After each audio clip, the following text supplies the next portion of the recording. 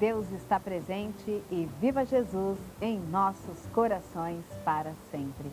Com este brado de paz e saúde espiritual começa agora na Boa Vontade TV, o programa Viver é Melhor, convidando você a ter sempre saúde, qualidade de vida e espiritualidade ecumênica. Expressa sempre, a gente gosta de lembrar aqui, pelos nossos valores religiosos, mas também pelos nossos bons sentimentos, pelos nossos bons atos, pelas nossas crenças filosóficas, morais, as nossas convicções éticas.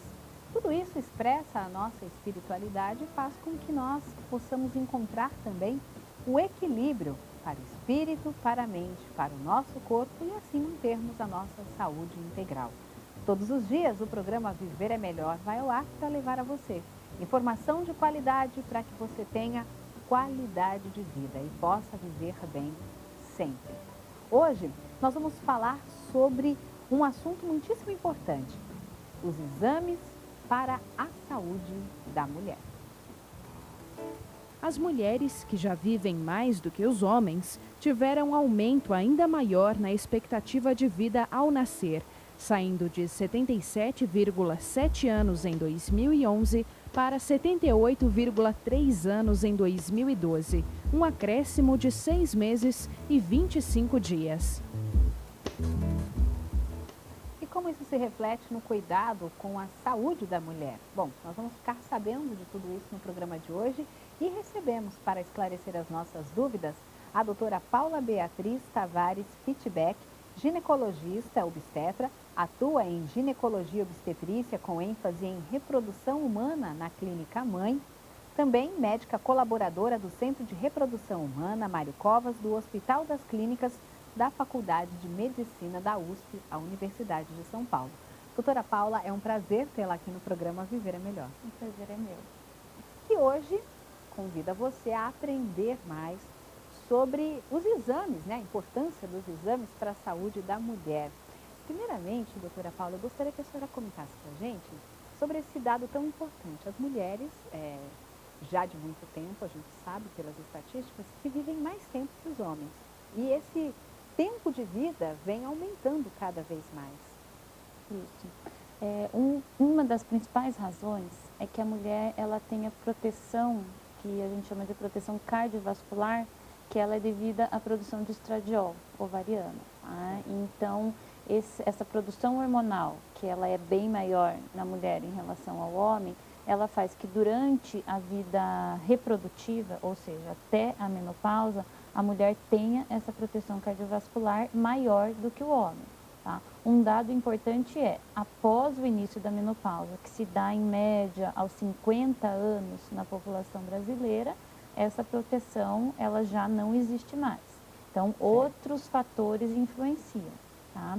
Entre eles, além dessa proteção, é a pessoa, assim, a mulher, ela procura mais o serviço médico. Tá? Então, a mulher ela tem um ginecologista, ela tem durante a gravidez um obstetra, então ela é uma pessoa que pelo menos uma vez por ano, às vezes a cada 2 anos em algumas mulheres, mas ela procura um profissional médico para fazer um check-up. Né? Isso não acontece na população masculina, infelizmente. Deveria acontecer, mas a maioria dos homens começa a se preocupar em fazer esse check-up após os 40, 45 anos, né? Que procura principalmente pelos exames de próstata, cardiovasculares também, mas numa idade ou muito... em decorrência já de algum problema. De alguma, né? Na verdade, esse é o principal fator. Sim. A maioria dos homens só procura quando tem algum sinal ou sintoma que o leve ao médico. A mulher, ela faz essa Ela já tem esse cuidado ao longo da vida, né? Exatamente. E aí, nesse caso, quando a gente vê esses dados do Brasil comparados com estatísticas mundiais, a gente pode dizer que a mulher brasileira cuida bem da sua saúde, doutora? As estatísticas, elas são muito semelhantes, tá? Então, assim, ela cuida, se a gente for comparar, por exemplo, com a população da América do Norte, população americana, então, a mulher brasileira, ela tem uma saúde muito melhor, né? Sim. Principalmente pela alimentação, né? Que ainda é um pouco melhor que a da América do Norte. Agora, se nós formos comparar com alguns países da Europa, Então, existem certos países no qual, principalmente mediterrâneos, que a alimentação é mais balanceada, que elas têm uma longevidade até um pouco maior ou igual à população brasileira. Hoje o programa fala sobre a importância da saúde, né, dos exames para a saúde da mulher. Doutora Paula, a gente prometeu, vamos contar nesse bloco, então, especialmente sobre o exame do Papa Nicolau. O que é o exame Papa Nicolau? O exame Papa Nicolau é uma citologia, tá, na qual se faz no colo do útero através do exame especular. E essa citologia, ela analisa as células que estão numa localização específica que chama junção escamocelular da mulher. Essa área, ela é mais sensível à metaplasia, a uma proliferação celular desordenada e principalmente ao HPV, que é o vírus responsável pelo câncer de colo de útero. Então, é um exame preventivo para o câncer de colo de útero. Então, ali é retirado o material dessa área Isso, da através mulher. de um escovado. Isso. Tá? E esse material é que vai ser analisado. Ser analisado através de uma citologia, que é uma análise celular. Porque, como toda vacina, ela vem com essa intenção de prevenção da doença. Certo. Ela abrange 4 sorotipos, né? Então, se nós formos ver todos os sorotipos, existem mais de centena, tá? Mais de 100 sorotipos de HPV, mas ela abrange os 4 principais. 2 considerados de alto risco para câncer, tá? Que é o 16 e o 18, e 2 considerados para baixo risco, mas são os vírus mais responsáveis pelas verrugas, que são aqueles condilomas, que também são sexualmente transmissíveis, tanto para o homem como para a mulher. Tá? Que o 11 e o 6, são os 4 sorotipos. Ela vem com o objetivo de prevenir no futuro que essas meninas, né, e os meninos também, com o tempo a gente também já faz a prevenção de meninos, né, provavelmente vai ter essa campanha dos meninos também, que eles não adquiram o HPV. Tá? Então, é importante lembrar que são 4 sorotipos somente, mas são os mais comuns. Então, ela não é um tratamento curativo. Então, muitas mulheres mais velhas, elas querem fazer a vacina porque já tiveram HPV ou porque elas têm esse medo, então ela não vem, toda vacina ela não é uma cura, ela é uma profilaxia, uma prevenção. Então, esse é o objetivo. Então, a longo prazo, que essas meninas não venham a contrair o HPV, que são os mais assim, importantes, os mais comuns para o câncer de colo de útero, que infelizmente no Brasil ainda é muito alto em relação aos demais países. E nesse caso, a idade escolhida para se iniciar essa campanha, né, de vacinação é justamente para que se faça essa vacina antes do início de uma atividade sexual. Exatamente. Muitas mães, elas pensam, mas minha filha ainda não tem relação, ou isso vai fazer com que a minha filha pense em ter relação antes. Tá? Então, isso acaba não sendo uma verdade, né? Porque ela vem com esse objetivo. É como qualquer vacina, de prevenção. Então, você faz para que a longo prazo você tenha os benefícios. Certo. No caso, voltando agora ao exame do Papa Nicolau, quando ele deve ter início na vida da mulher? Assim que a mulher tiver a primeira relação sexual. Tá? Então, porque ele é feito através do exame especular. Então, o exame especular, ele é realizado após o início da atividade sexual. Né? E como o HPV, na sua quase 100% das vezes, é transmitido através da relação sexual, então a partir da primeira relação sexual, é importante que a jovem, eventualmente uma adolescente, que a mãe ainda tenha assim, a responsabilidade, leve a um ginecologista para que inicie a realização do Papa Nicolau. Certo. Bom, e tem um outro exame que é muito conhecido das mulheres, é a mamografia. Então, primeiramente, eu queria que a senhora explicasse para a gente o que a mamografia vai detectar, por que fazer a mamografia é importante.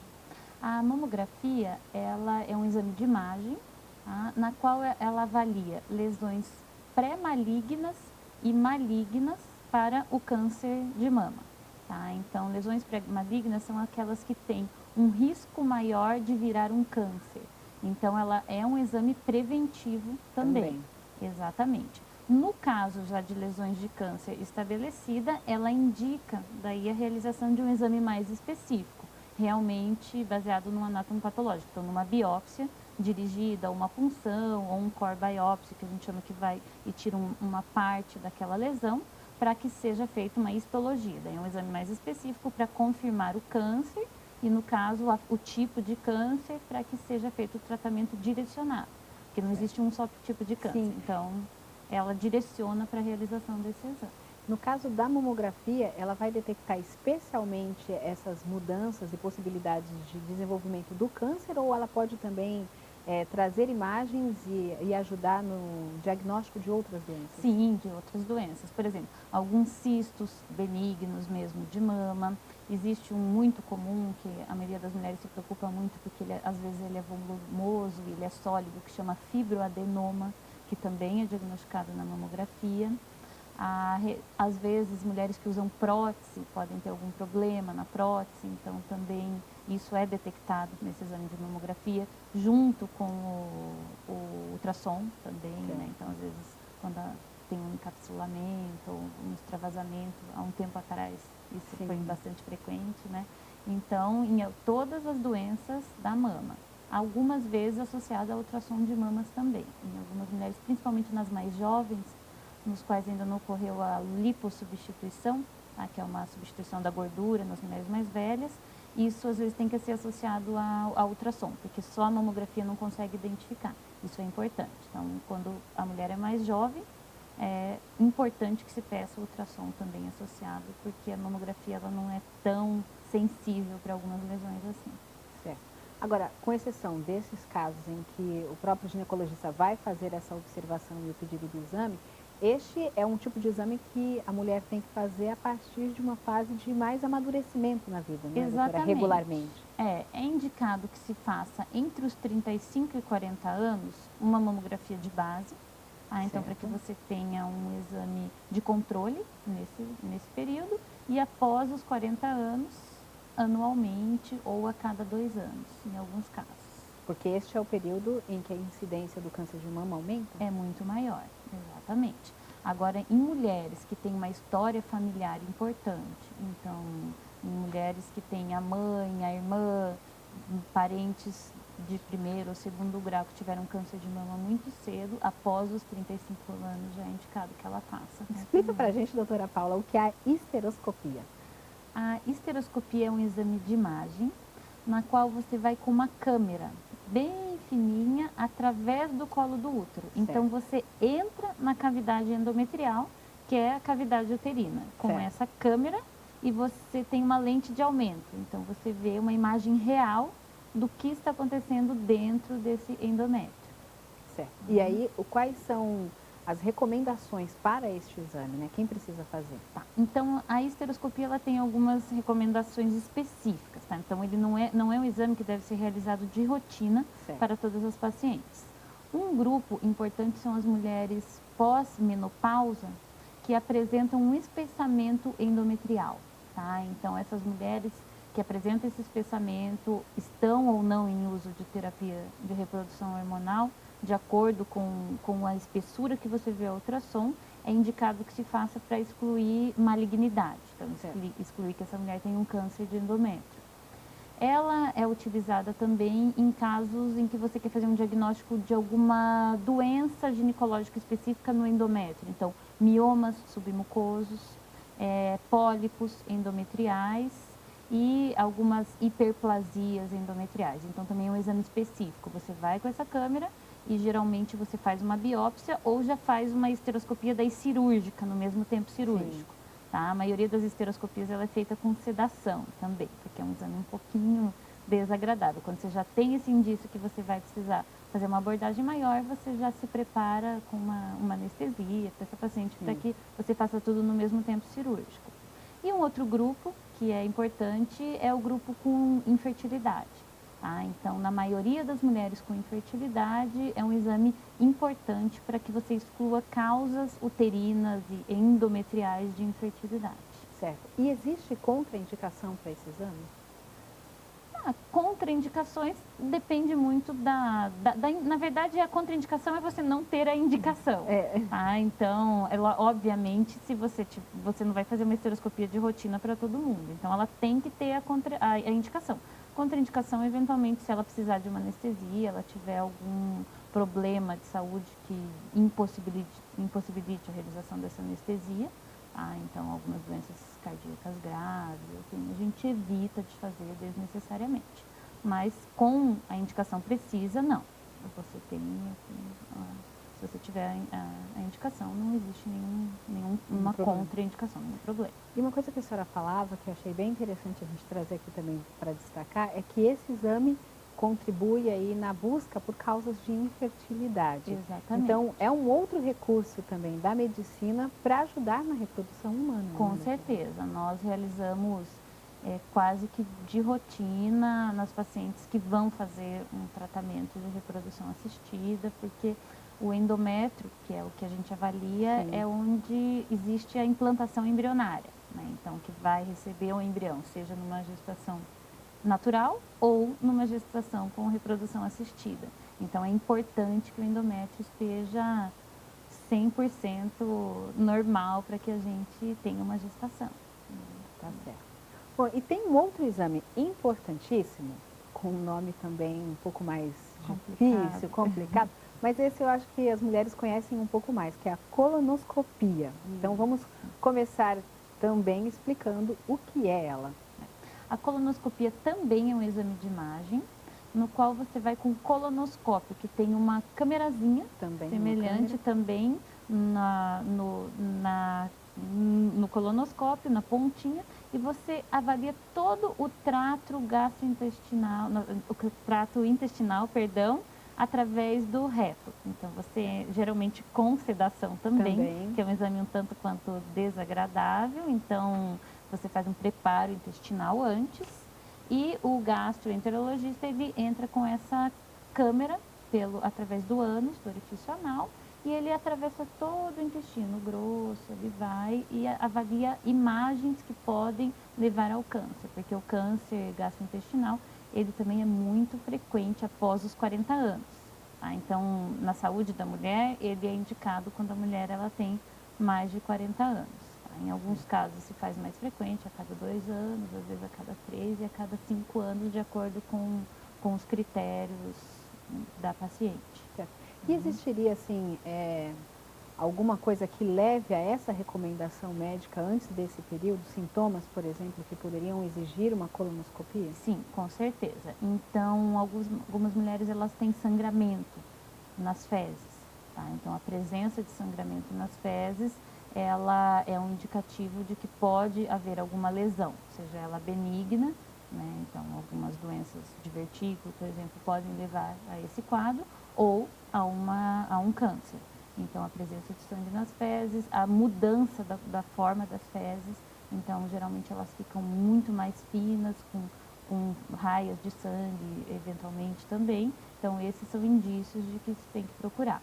Diarreia frequente também, tá? Ou a obstipação crônica muito grave. Tudo isso, até pseudo-obstruções intestinais, então dias sem evacuar, tudo isso são indicativos de que a mulher deve procurar um especialista para fazer esse exame. Então, esse é o tipo de exame que, tendo essa indicação específica, ele vai ser feito Antes em qualquer dos tempo da vida. Exatamente. Agora, após os 40 anos, também existe essa recomendação de que ele se torne um exame preventivo. E que, infelizmente, ele é bastante esquecido. Foi importante vocês citarem esse exame, porque na maioria das vezes nem os clínicos gerais, nem os próprios ginecologistas, que são os médicos gerais, eles lembram de pedir após os 40 anos. Então, ele é um exame importantíssimo pela incidência de câncer de intestino na população geral. Falamos sobre os exames que são necessários, né, e importantes para a saúde da mulher no dia de hoje. E nós ficamos de responder, doutora Paula, neste bloco, a 2 perguntas. No intervalo, ainda veio mais uma pergunta aqui, que está querendo voar da minha mão.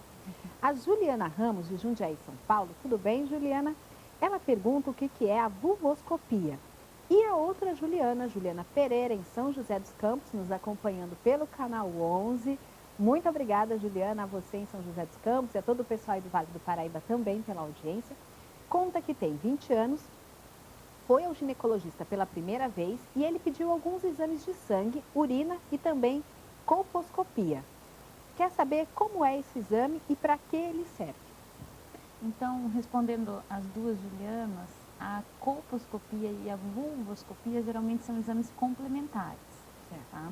Então, a colposcopia você realiza com um colposcópio, que é um exame que tem uma lente de aumento, e você avalia diretamente o colo do útero. Tá? Então, ele é um exame complementar ao exame de Papa Nicolau. Ele geralmente é feito quando você tem uma alteração no Papa Nicolau ou você tem um sinal, sintoma sugestivo de que possa ter alguma lesão, algo específico no colo do útero. Tá? Então, ele é realizado com a coloração com ácido acético e com o iodo, tá? Então, no qual você, através da diferença de coloração de alguns tecidos, você identifica lesões específicas que podem estar relacionados, por exemplo, com HPV ou algum processo inflamatório, e você geralmente faz uma biópsia dirigida nessa área para que tenha um exame diagnóstico mais específico. A vulvoscopia é mais ou menos o mesmo raciocínio. Você usa essa lente de aumento, faz esses testes de coloração com a biópsia dirigida também, mas na região da vulva, tá? Que é a região mais externa, a vagina, exatamente, para que você tenha um diagnóstico mais específico de algumas lesões aí nessas áreas acometidas. Certo. E a outra dúvida que nós apresentamos aqui foi da Ana Clara, da cidade do Rio de Janeiro. Tudo bem, Ana Clara? Muito obrigada pela audiência no programa Viver é Melhor. Ela pergunta, conta que é mãe e que tem uma filha de 8 anos. E aí a pergunta dela é: quando eu devo começar a levar a minha filha ao ginecologista? Quais tipos de exames seriam solicitados? Então, bom, Ana Clara, depende muito do que a sua filha vem apresentando, tá? Então, aos 8 anos, 8, 9 anos, geralmente as meninas começam a ter o que a gente chama de pelarca e pubarca, que é o início do desenvolvimento dos pelos pubianos, os pelos relacionados com o estímulo hormonal, né? E a pelarca, que são dos brotos mamários. Isso pode se dar a partir dos 8, 9, 10 anos em média. Se a Ana Clara está percebendo que isso vem acontecendo muito rápido ou com muita antecedência, então é importante que vá ao ginecologista já. Por quê? Porque algumas meninas, e isso tem se tornado um pouco mais frequente, elas têm sido acometidas com a puberdade precoce. Então isso é muito comum. Então, se ela já tiver com 8 anos com um desenvolvimento muito acelerado dos pelos pubianos, dos mamilos, então é importante porque existe tratamento. Então, se você conseguir bloquear o desenvolvimento hormonal dessas meninas a tempo, elas não entram numa puberdade precoce, elas têm o crescimento, o desenvolvimento normal. Tá? Isso é importante também a gente destacar, desculpa, doutora Paula, porque na questão da puberdade precoce, às vezes ela pode falar assim, a mãe pode achar, mas ok, tá ficando mocinha, é natural da vida, não vamos interromper agora, mas é importante que isso aconteça porque a puberdade precoce vai interromper diversos processos também e vai disparar outros processos no organismo daquela criança que não está ainda madura fisicamente, né? É isso mesmo. Então, essa criança ela vai ter um retardo do crescimento, ela vai começar a ter os ciclos menstruais, então um estímulo hormonal mais precoce, né? Isso tudo tem tratamento e é relativamente assim, quando é feito um diagnóstico precoce, é relativamente tranquilo de tratar. Exatamente. Agora, se ela perceber que a filha está num desenvolvimento normal, geralmente se orienta quando a menina tem a menarca, que é a primeira menstruação. Tá? Então, é importante que procure um ginecologista, porque daí ele vai avaliar se essa menarca ela foi normal, numa idade certa, vai comparar a menarca com o desenvolvimento dos pelos pubianos, com as mamas, e vai começar a seguir essa menina até que ela tenha o início da sua vida sexual. Algumas meninas, principalmente nos primeiros 2 anos da menstruação, da menarca, elas têm muitas cólicas, uma irregularidade menstrual muito importante. Então, essas meninas adolescentes, elas também podem ser tratadas para que elas não tenham tantos sintomas consequentes à menstruação. Certo. Um outro exame muito conhecido das mulheres, e esse não tem um nome tão assustador, porque a gente já é mais comum para a gente, é a questão do ultrassom, doutora. E aí, no caso das mulheres especificamente, a gente já tem aquele ultrassom abdominal que é frequente, né, e também é de rotina quando necessário, Mas o ultrassom pélvico é específico da mulher, e aí eu queria que a senhora falasse sobre a diferença deles. Isso. O pélvico, geralmente, ele é solicitado com ultrassom pélvico transvaginal, né? Então, ele é realizado, obviamente, nas mulheres que já iniciaram atividade sexual e no qual se avalia principalmente os ovários, tá? Então, o volume ovariano, a presença de algumas lesões, alguns cistos que podem ser benignos ou malignos e a cavidade uterina propriamente dita. Então, você tem um exame específico para os órgãos genitais femininos. Certo. Tá? No caso da mulher que não iniciou atividade sexual, ele é feito através do abdômen, com a bexiga um pouquinho cheia para que tenha uma facilidade, mas ele não é tão sensível assim para avaliar essas lesões ovarianas e uterinas que podem acontecer.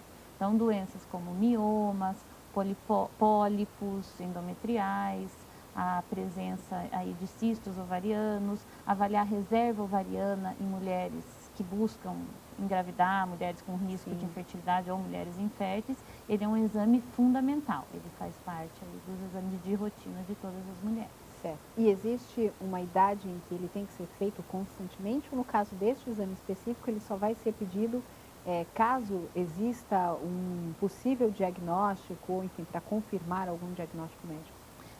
Geralmente, após o início das atividades sexuais, você pelo menos faz um exame de rotina para você avaliar se está tudo bem nos ovários, na cavidade uterina. Agora, você não pede todos os anos se essa mulher não tiver nenhum sintoma. Tá? Então, geralmente você pede com sintomas menstruais, então óligo ou polimenorreia, então quando ela tem muito sangramento ou ciclos muito intensos, com muitas cólicas, você pode pedir um específico pélvico transvaginal com um preparo intestinal para avaliar a endometriose profunda, que também é um exame que é relativamente aí novo, né? Então não são todos os profissionais que pedem, então é um exame importante. E em alguns sinais aí específicos, sintomas que a mulher se queixa durante a consulta. Na gravidez, por exemplo, no início, né? Então é feito transvaginal também, né? Até o final do primeiro trimestre você faz o diagnóstico através do ultrassom transvaginal, né? Excluir gravidez ectópica, por exemplo. Então ele é um exame assim importantíssimo para a saúde da mulher, sim. E vai acontecer em todas as fases da vida, mesmo depois da menopausa? Mesmo depois da menopausa. Então, quando você tem uma suspeita aí de uma hiperplasia endometrial, antes de fazer a esteroscopia que nós citamos, o diagnóstico é feito pelo ultrassom, então, para você avaliar o endométrio. Em mulheres que usam reposição hormonal pós-menopausa, isso sim, daí ele tem que ser feito de rotina, porque ele que vai pegar uma hiperplasia mais precoce. Dúvida da Roseli Silva, de Jaboatão dos Guararapes, em Pernambuco. Ela quer saber, a doutora Paula conta que tem 27 anos, fez um exame endovaginal, mas não foi possível visualizar o ovário esquerdo dela. Depois ela fez outros exames que foi possível visualizar. Aí ela pergunta, o que pode ser isso? Fiz 2 vezes e deu a mesma coisa. Então, a não visualização do ovário, principalmente o esquerdo, por causa da localização da deflexão intestinal, ela não é tão infrequente assim. Tá? Então, o que pode acontecer é que, eventualmente, devido à presença, sobreposição de imagens com as alças intestinais, tenha sido difícil de visualizar, tá? Mas pode ser também que esse ovário está numa localização anômala, tá? Então, algumas afecções, principalmente pélvicas, algumas inflamações, doenças ginecológicas como endometriose e outras, elas levam a uma aderência ovariana. Então, pode ser que esse ovário esteja aderido ao útero em uma posição anômala na qual o ultrassonografista ele não foi capaz de identificar essa localização por não estar na localização habitual. Tá? Outras causas mais raras seria a presença de uma agenesia ovariana unilateral, não existir mesmo esse ovário. Tá? Então, o ideal, no caso dela, seria fazer um ultrassom com preparo intestinal. Então, como tomar alguns laxantes, existe um preparo específico, tá? Um pouquinho semelhante ao da colonoscopia, no qual você faz esse preparo, tenta diminuir essa sobreposição gasosa de imagens e tenta identificar. E, de preferência, com um especialista, assim, em imagem da mulher. Certo. Tá? Então, alguém que seja específico assim, para a imagem, nessa área, para que exclua. Se não identificar, daí uma tomografia, uma ressonância. Certo. Então, que daí vai ter o diagnóstico 100%. E só para que fique bem claro para todo mundo que está em casa, já que a gente está falando de exames, ela falou do exame endovaginal. Que exame que é esse? O ultrassom transvaginal É ele? é o mesmo, é o mesmo. Então, geralmente o pélvico na mulher que já teve início da atividade sexual é com o probe transvaginal. Então, você acopla a imagem a um transdutor que tem específico ali, vai até o colo do útero, então que você está muito próximo à imagem. Sim. Então, é o mesmo, é o ultrassom. Então, é ultrassom transvaginal, ela fez o certo. Se não identificar com esse preparo, daí fazer uma ressonância ou uma tomografia. Correto. A Suzana Oliveira Ramos, de Águas de Lindóia, São Paulo, diz que num exame de rotina, o médico disse que o útero dela é bicorno. Ele explicou, mas ela não entendeu direito. E então ela pergunta, o que é isso, doutora? Pode trazer alguma complicação para mim? Tenho 28 anos e já tive um filho. Então, complicação sim e não, tá? Então, o útero bicorno, ele vem da origem embrionária, tá? Então, quando você tem o desenvolvimento embrionário da mulher e do homem, quando o desenvolvimento é para o XX, para o feminino, existe o desenvolvimento do ducto de Miller, que vai dar origem ali ao útero e ao terço superior da vagina. Certo. Tá? Então, acontece uma ramificação, uma invaginação, e ele se fecha e forma a cavidade uterina. Então, o útero fica mais ou menos assim.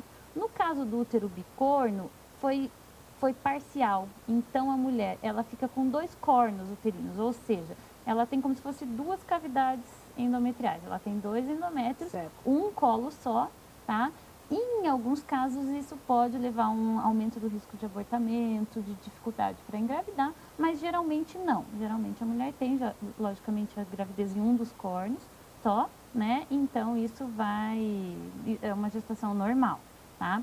E se fosse um útero de Delfo, que é o completo, ela tem 2 úteros, 2 colos, 2 vaginas, então acaba sendo um pouquinho mais complicado, tá? Isso poderia ser também um septo, que é quando ele é um pouquinho mais profundo, certo, tá? Então, no caso dela, a princípio é uma ela até teve já uma gravidez. Exatamente, ela nasceu, isso daí é da formação embrionária, ela já teve uma gravidez.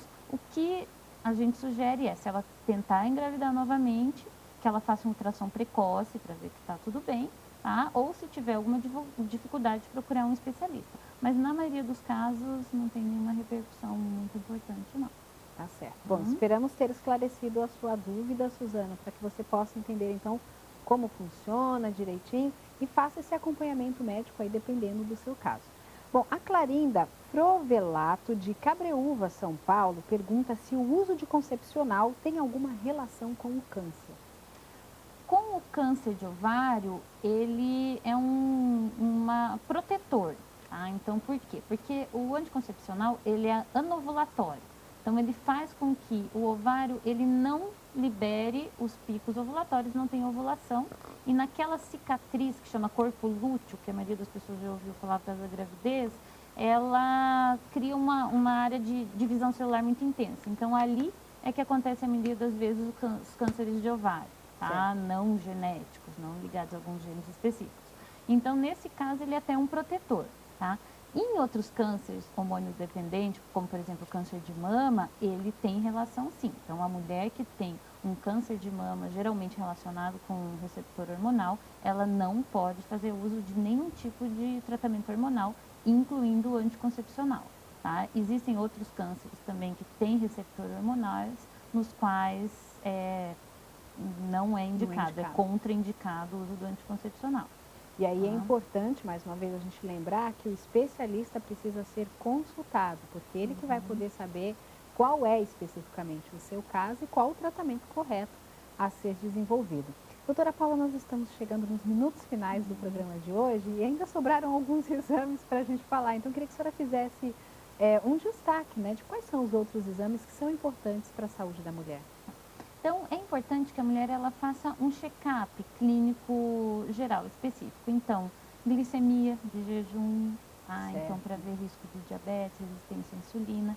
Se ela tiver algum fator de risco, como por exemplo obesidade, história familiar, após os 40 anos é importante que faça aquela curva glicêmica, Tá? Exames da tireoide também, é frequente que a mulher tenha uma incidência maior de doenças da tireoide, como o hipo ou hipertireoidismo, eles também têm que ser pedidos de rotina. Colesterol, triglicérides, tá? Um perfil hormonal, principalmente próximo aí ao período reprodutivo, se ela estiver buscando a gestação. Tá?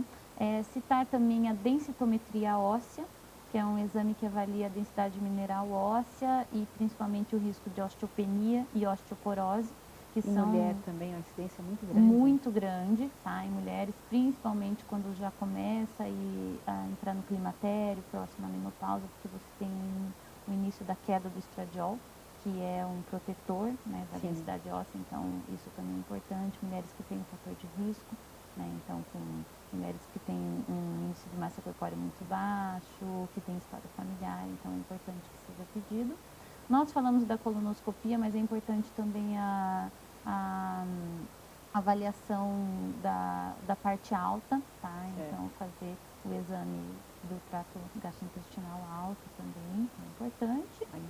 A endoscopia e os exames aí de rotina específicos para cada caso a caso, né? Então, algumas mulheres têm hipertensão, por exemplo, elas têm que fazer um eletro, um ecocardiograma, eventualmente o Holter, né? Então é importante que ela tenha um médico específico, um ginecologista, para que ela depois seja indicada para os especialistas de cada área. Exatamente. Muito obrigada, doutora Paula, por responder as nossas dúvidas no dia de hoje. Tá bom. Obrigada a vocês, foi um prazer estar com vocês essa tarde. Bom, hoje nós falamos sobre a importância dos exames de saúde para a mulher. Conversamos durante todo o programa Viver é Melhor com a doutora Paula Beatriz Tavares Fitbeck, ginecologista e obstetra. Ela atua em ginecologia e obstetrícia com ênfase em reprodução humana na Clínica Mãe e também é médica colaboradora do Centro de Reprodução Humana Mário Covas, do Hospital das Clínicas da Faculdade de Medicina da USP, a Universidade de São Paulo.